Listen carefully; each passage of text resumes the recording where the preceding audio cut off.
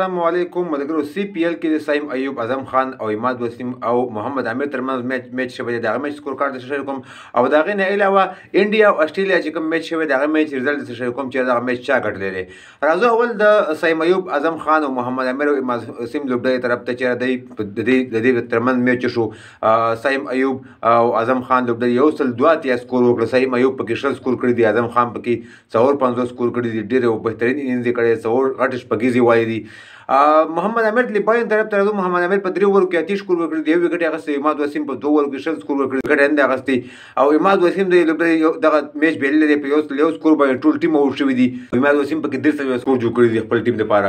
نو سایم ایوب او اعظم خان د لوبډلې په 1 سکور باندې دغه میچ ګټلی دی.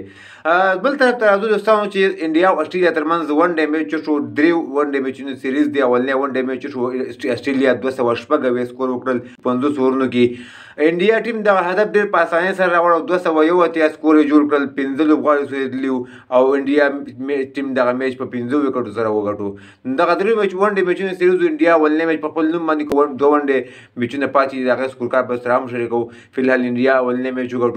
محمد شامي پکې بیا 15 وکټې اخیستې دي. مین اف د میچ هم راغلی دی، محمد شامي پکې بهترین بالینګ کړی دی.